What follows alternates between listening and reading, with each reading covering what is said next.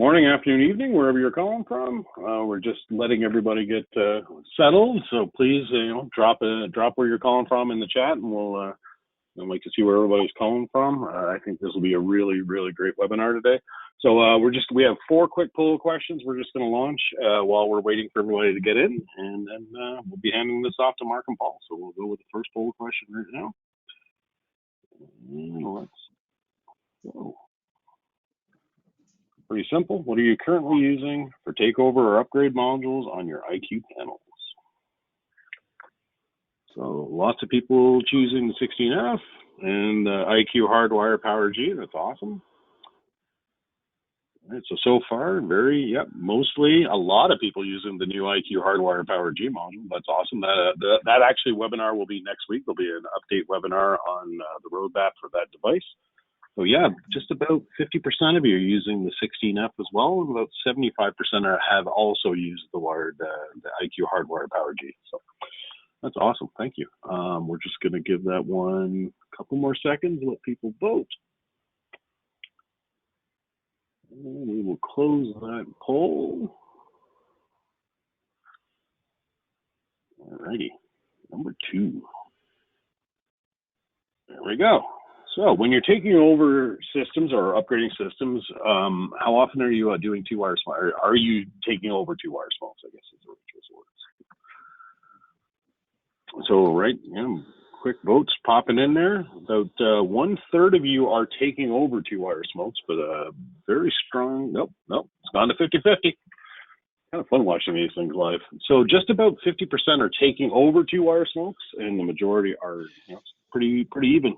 So people are not taking over 2-wire smokes. All right, 50-50. There was a good time where people felt like it was never an option. I always felt like in the past, depending on the type of installs, it wasn't an option to even be able to do it. So I agree, yeah. Data. All right, so then we're going to ask a similar question. So when you're doing those takeovers, are you taking over 4-wire smokes or COs?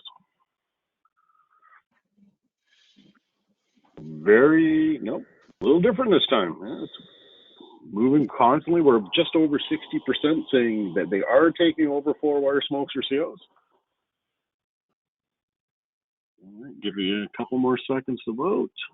Still sitting just north of 50% are taking over hardwired smokes and COs, 4-wires. Impressive. Yes. Now you have a bunch of different options available for you. Okay, so last one, and then we'll hand this off. So, what do you want to see in our takeover modules? Right? What kind of devices are you looking for, or functions, I should say? All right, so low vote so far. Siren outputs, keypad support, PGMs. A lot of answers for the ability to power the panel from the takeover module. Just give everybody a couple more seconds there. Pretty even. So siren outputs, PGMs, keypad support, and the ability to power the panel from it. I know for me, that's something I wanted for a decade. So we'll just close that one off. All right, well, everybody, thank you very much for your input on those polls, and we'll hand this off to Paul and Mark to walk you through the 16F. Hey, thanks a lot, Neil. We appreciate that. Appreciate you for doing the intro for us. Just a quick introduction. My name's Mark Bateman, and I am the director of the Eastern U.S. Technical Account Management Team. It's a pleasure to be here with you guys today and kind of go over some of the best practices with the IQ Hardwire 16F. Paul, if you want to introduce yourself. Thank you, everybody, for taking the time to join us today. Learn a little bit about best practices of the IQ Hardwire 16F. My name is Paul Jordan. I am the Technical Accounts Manager for Florida and Puerto Rico. We're here to help you get through this and make sure you learn and do the best you can. Thank you for taking your time with us. Yeah, so we'll jump in this quickly, and a lot of you, I think, have already used this device, but we will briefly go over it today as far as the installation process, all that, as well as the best practices. So let's jump right into it and talk about the enclosures. So what we offer this in 2 enclosures. The first one is a single module unit. This is designed for your small takeovers. This can be mounted directly in your existing alarm can with the antenna protruding through the top of the can. This gives you 15 hardwired zones plus a 2-wire smoke zone and an aux power circuit.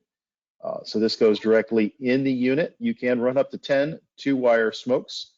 This is only compatible with system sensor smokes. You do have an onboard 500 milliamp power supply and the siren relay built in. And then this is encrypted S-line. So when you're using the Qualsys, you will be using the 319.5 version of the Qualsys. Yeah, that's a good point there, Paul. I've gotten a lot of phone calls before where someone tries to use this. They call me up, say, hey, it's not working, and they ends up that they have the 345 version or 433 version of the IQ2 panel. And it will not work with those. You've got to use the gold package. All right, you'll look at this. Now, this is laid sideways just for ease of viewing. It does get mounted in the vertical position. In the upper left-hand corner, you'll see your 2-wire smoke zone. It is labeled on the screen print as such. Then you have your zones 15 through 6 across the top with LEDs. To the far right, you'll see your antenna mount. There is a hole in the plastic that goes through. You do not use the ground screw. You will only use the antenna screw. Across the bottom, you have your other 8 zones. Then your tamper terminal to the far left. And in the very far left, you'll see that last strip. That's going to be your power in, your aux power outs, and your siren circuit. And for your larger projects where you need multiples of these, we do have a large can. This gives you a nice clean install. This is designed for 2 modules. You can add more of these. And the battery backups go right into this can, keeps all your wiring nice and neat. You will notice we can use the 4.7K ohm resistors, which it ships with, or you can put and change the resistor mode and go from 1K to 10K if you already have existing resistors. Inside the can, you'll see where the batteries mount at the bottom. This unit is designed for 4 amp hour all the way up to 8 amp hours. You can use 2 batteries. You will also see the rails to the left and right of the panel. This is for zip tying your wires to keep nice, neat, serviceable wire loops. This canister also has your tamper built in for your first panel, and you'll see that metal and wiring there in the center. It does include the power supply for the first module. You will use the power supply for the second module and add it accordingly. Everything else ships complete. And one thing I like about this too is that it does ship with that little sticker in the door where you can just have your zone list, label out your zones. I did an install once where I added in the second module, so I was doing, I could do up to 32 zones, and I just made a little line in there and added my extra zones, but kind of a cool little thing there with the door label. And a couple of quick examples. You'll notice on the left, the resistors are in the end of line. Technically, they're at the panel. That is doable. Keeps nice and neat, serviceable wiring. The one on the right-hand side, you'll see we actually have the resistors at the end of the line with all your 2 conductors going into each zone.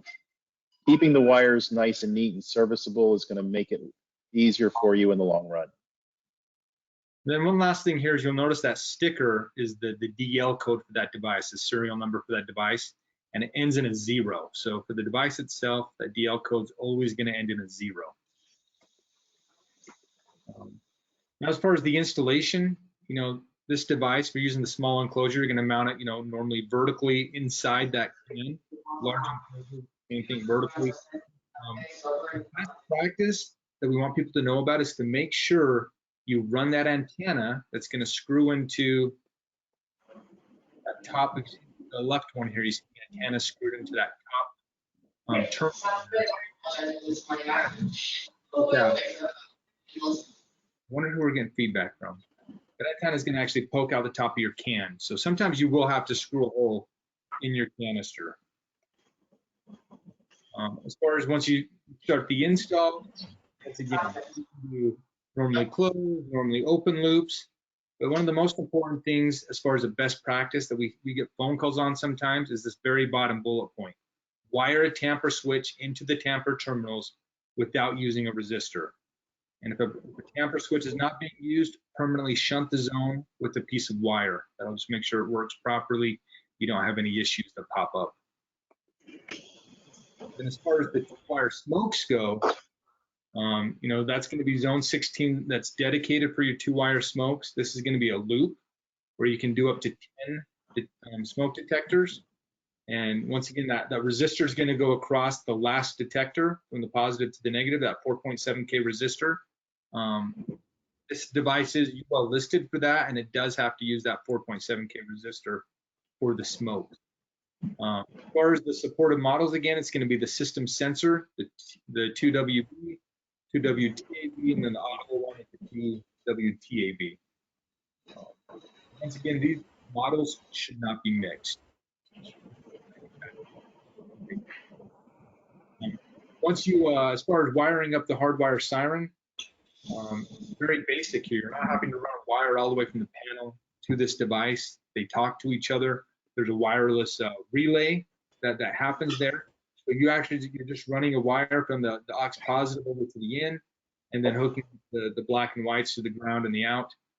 Very basic wiring as far as hooking up a siren. And once again, it's 500 milliamps of onboard power. You'll connect your battery, then connect your power. Now we're going to talk about one of the most important parts of this.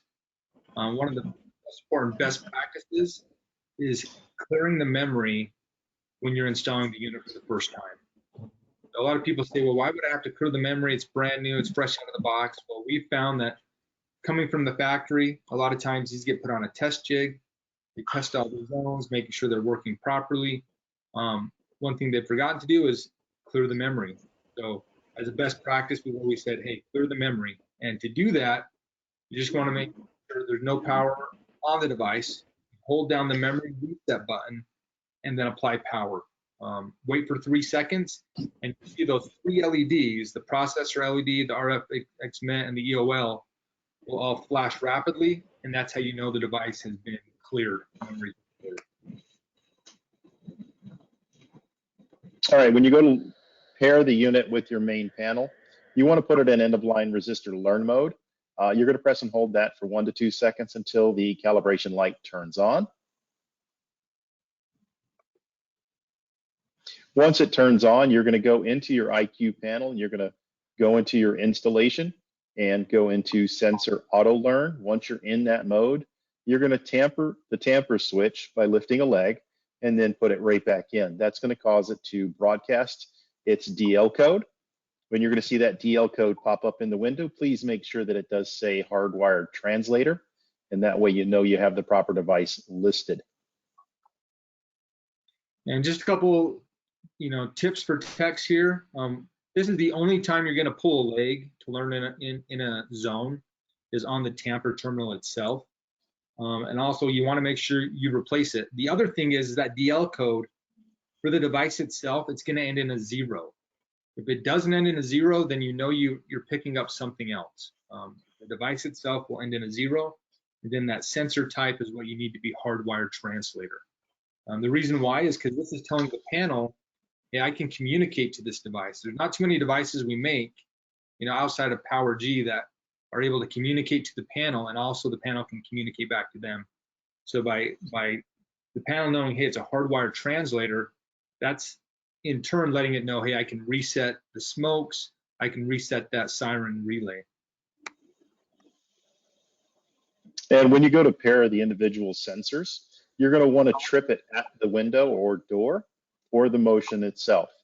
If you're tripping smokes, there's 2 ways to do it. You can use canned smoke, or you can press the learn button to learn it in. You want to make sure you are creating an alarm condition to make sure that that zone is working properly and that it learns in properly. Once you do that, the panel will chime indicating that it's found a new zone, and then you can create your custom labels and your zone definitions for that before going on to the next zone.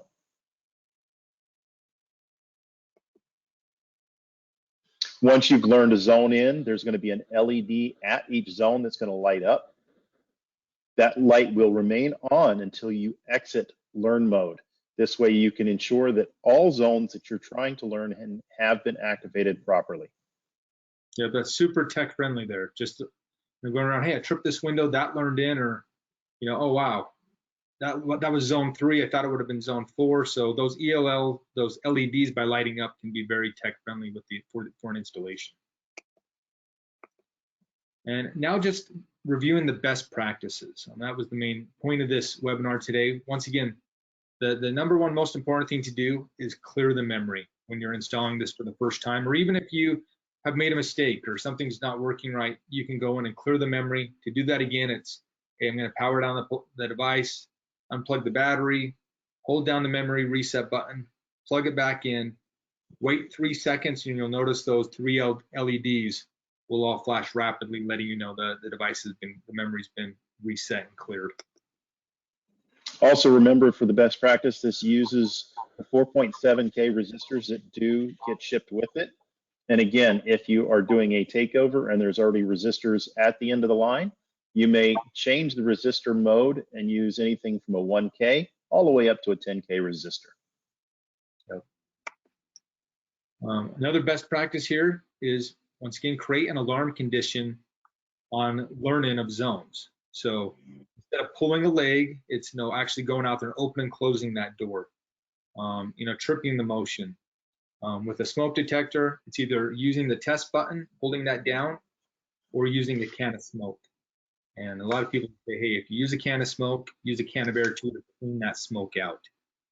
Don't leave it dirty. If you use too much can of smoke on that, then you can dirty up those detectors. And when you're done, make sure to exit the EOL learn mode so you can go into normal operation at that point.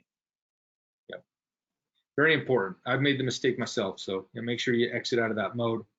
Also, if you wait, I think it's 10 minutes or so, it'll automatically exit the EOL learn mode. So that's a good thing to know. If you are trying to learn things in and you waited too long, it will exit out of that mode automatically.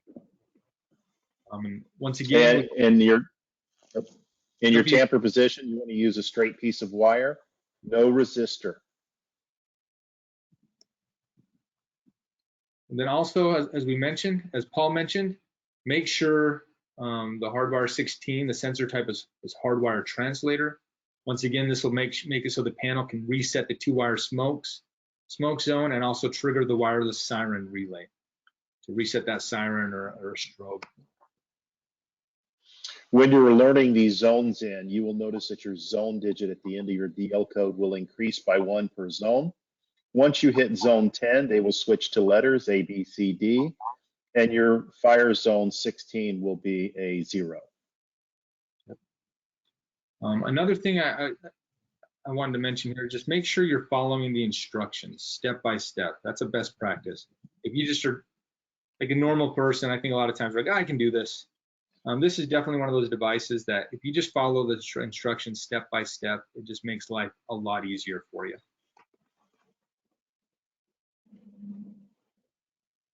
And then on this is our dealer site. We just wanted to bring this up real quick for you, just to know that on our dealer site, there's so many aids, videos, this, that. But something else is we have announcements. We also have TSBs, or technical service bulletins. If you want access to this, you can go to dealers.qualsys.com and register.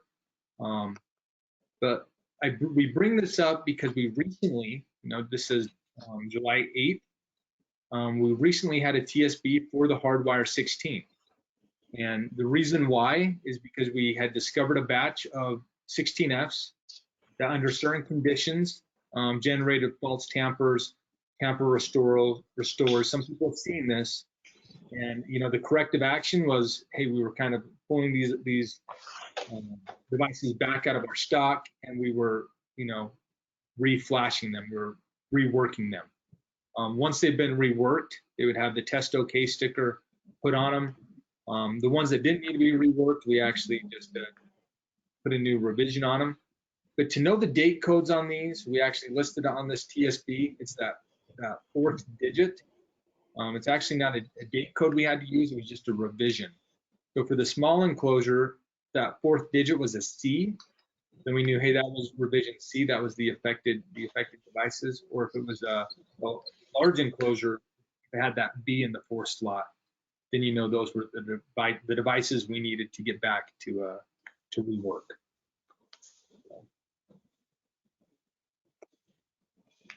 So to finish this up, is there any questions that you guys have for us about this device? I know, we're talking about the 16F today, the Qualsys device, and awesome device. Another thing that comes up, one of the questions we've had is, how many of these could you use total with a system? Well, with the system, you can max out at 128 zones, so you could actually use up to 8 of these. And you could even mix and match them with the Power G wire to wireless. So if you were using 2 of those Power G ones and you needed more additional zones, then you could mix and match with this also. Any other questions? Mark, hey, Mark, there's a question here. So from more of an interest of old school, is there a way to define the translator zones into a clean group? So like 1 to 16 instead of the tamper becoming the first zone and then input 1 becoming zone 2? There is not. With this panel, the way it works, it's just, it learns in the order that it gets tripped. So, zone 1, I believe, is the IQ panel itself. Then you start at zone 2 with your zone list, and work your way up from there as far as what you're going to see on alarm.com. So it's whatever order you learn them in, and there's not a way to go in and edit it, shuffle them back around. It's just, if you're the type that's, hey, I want front door to be my first zone, then you're going to want to start at the front door, then go to the back door, garage door, and correct me if I misspoke on any of that there, Neil. Oh, that's exactly what, that's correct. And then there was one other question. I'm just making sure I'm reading it right. Can you put a resetting smoke detector on the translator other than on zone 16?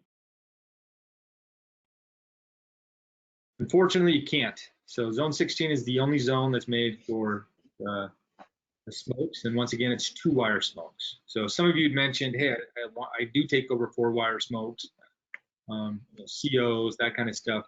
That's when, we want you to jump on next week's webinar for the Power G wire to wireless takeover device, because you can do both 2-wire or 4-wire smokes with that device. And then another one just popped in.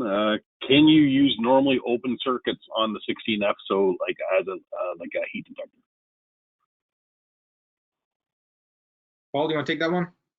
Yes, you can use either normally open or normally closed zones on the 16F with the end-of-line resistor. Well, that's all the questions. You guys have done such a great job. Nobody's got any questions.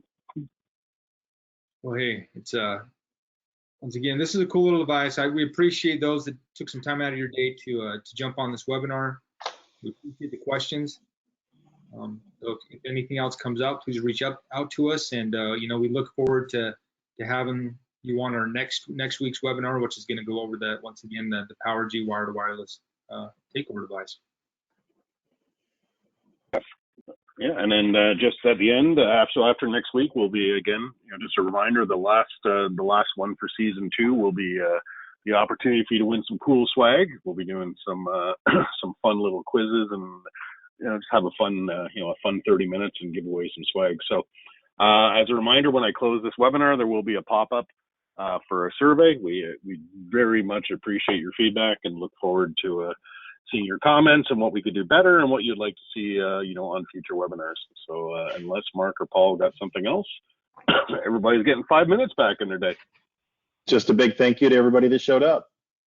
Thank you, guys. Paul and Neil, have a great day yourselves. Thank you. We'll talk to you all soon. Take care. Bye. Bye.